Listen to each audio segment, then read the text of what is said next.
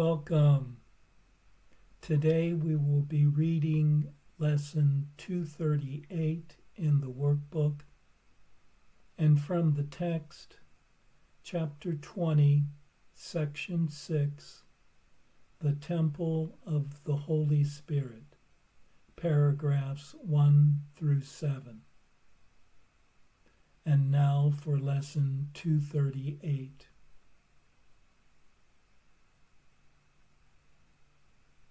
On my decision, all salvation rests. Father, your trust in me has been so great, I must be worthy. You created me and know me as I am. And yet you placed your Son's salvation in my hands, and let it rest on my decision. I must be beloved of you indeed, and I must be steadfast in holiness as well, that you would give your Son to me in certainty that he is safe, who still is part of you, and yet is mine because he is myself. And so again today, we pause to think how much our Father loves us, and how dear his Son, created by his love, remains to him whose love is made complete in him.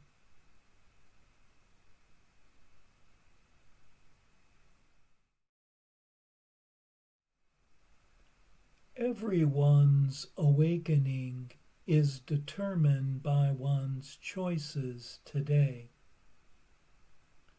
No longer supporting the world of hate and suffering, one has released all fearful thoughts and illusions, and one is guided by the voice who knows the way.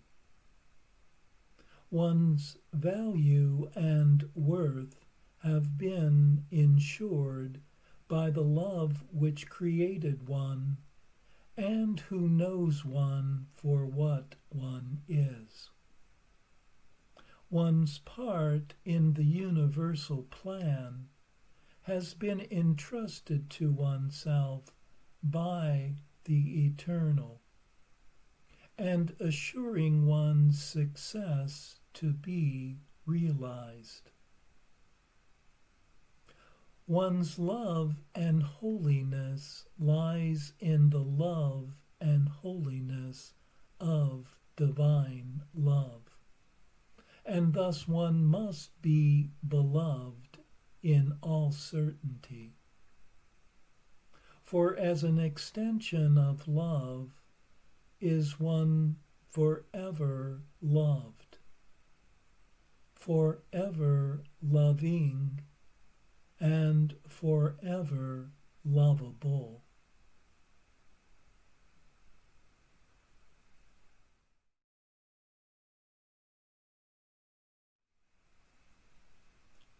And now for our text reading for today, from chapter 20, section 6, the Temple of the Holy Spirit, paragraphs 1 through 7.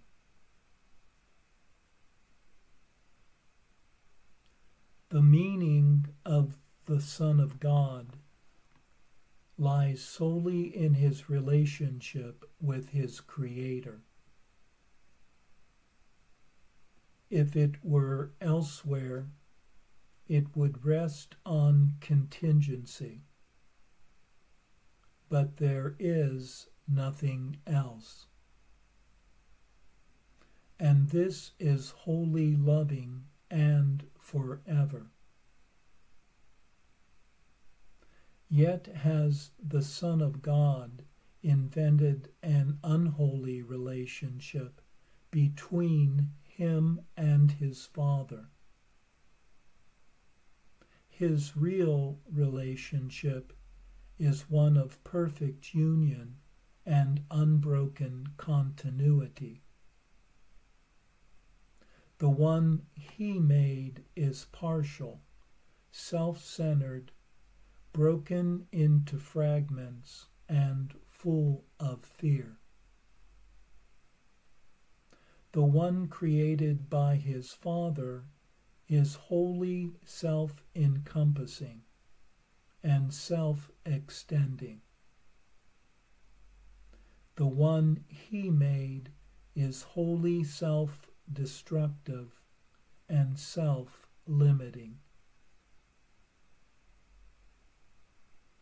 Nothing can show the contrast better than the experience of both a holy and an unholy relationship. The first is based on love and rests on it serene and undisturbed. The body does not intrude upon it.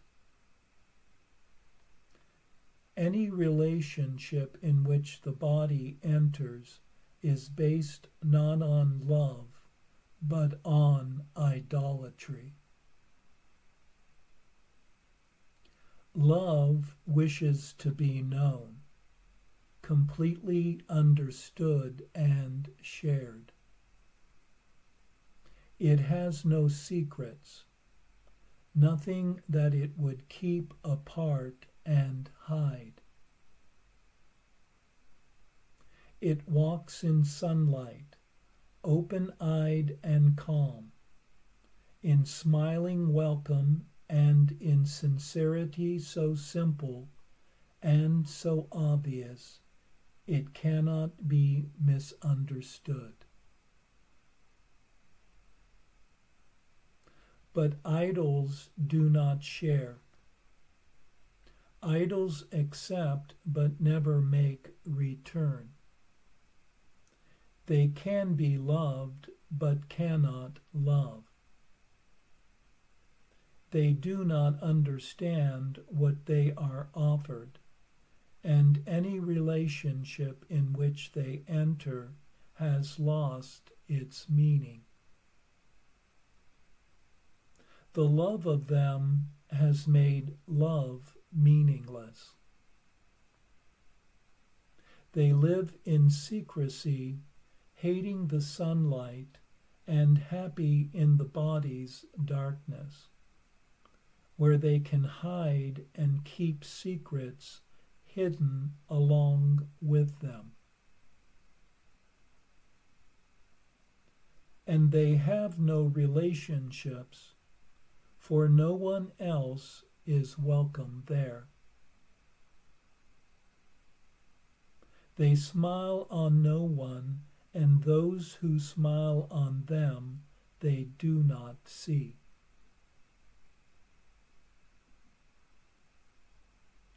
Love has no darkened temples, where mysteries are kept obscure and hidden from the sun.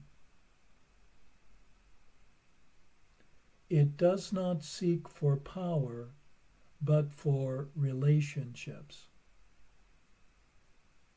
The body is the ego's chosen weapon for seeking power through relationships.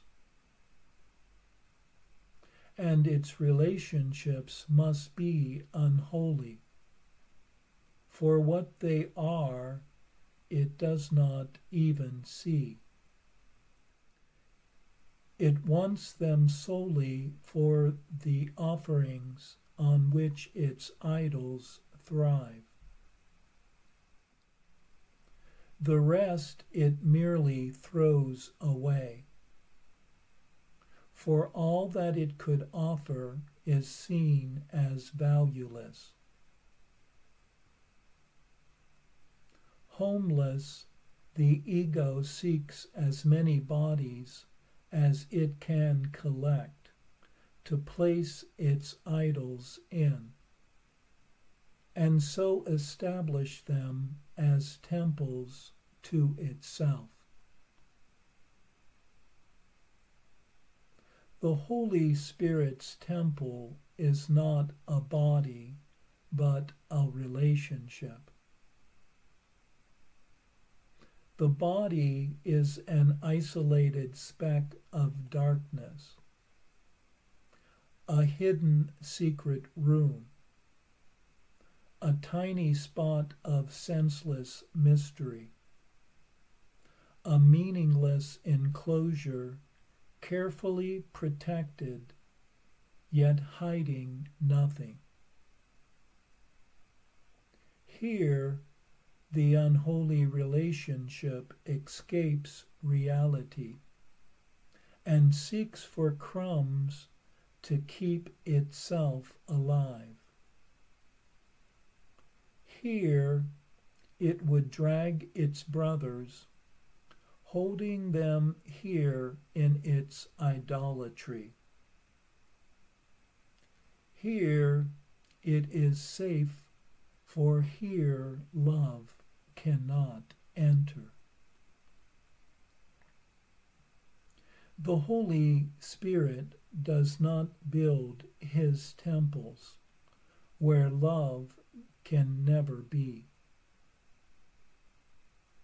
Would he who sees the face of Christ choose as his home the only place in all the universe where it cannot be seen?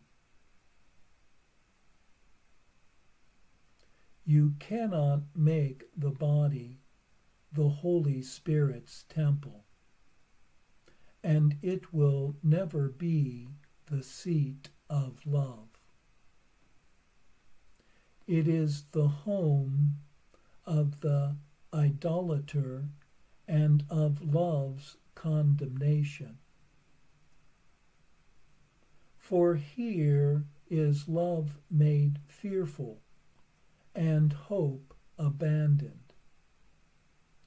Even the idols that are worshipped here are shrouded in mystery and kept apart from those who worship them. This is the temple dedicated to no relationships and no return. Here is the mystery of separation perceived in awe and held in reverence. What God would have not be is here kept safe from him.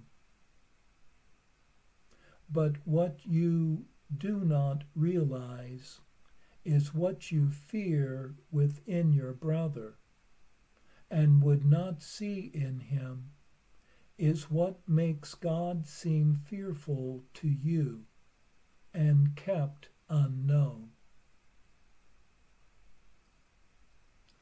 Idolaters will always be afraid of love, for nothing so severely threatens them as love's approach. Let love draw near them and overlook the body, as it will surely do, and they retreat in fear, feeling the seeming firm foundation of their temple begin to shake and loosen. Brother, you tremble with them. Yet what you fear is but the herald of escape. This place of darkness is not your home. Your temple is not threatened. You are an idolater no longer. The Holy Spirit's purpose lies safe in your relationship and not your body. You have escaped the body. Where you are, the body cannot enter. For the Holy Spirit has set his temple there.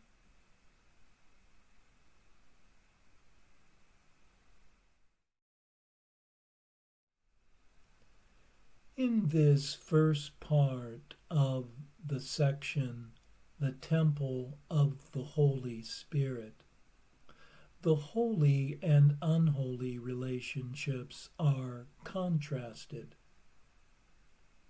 The holy relationship is seen as a complete joining and a continuous wholeness, while the unholy relationship is divided, self-absorbed, fragmented, and fearful. While the holy relationship includes and extends to all other minds, the unholy relationship is selective, restricting, and damaging to itself. The holy relationship is loving, peaceful, and open, while the unholy relationship is hurtful, conflicted, and secretive. While the holy relationship emphasizes relationship, the unholy relationship emphasizes the body, where the body is made into an idol, a false image worshipped that has no real value. Seeing the other, and thus oneself, as a body serves only as an obstacle to awakening to one's true self,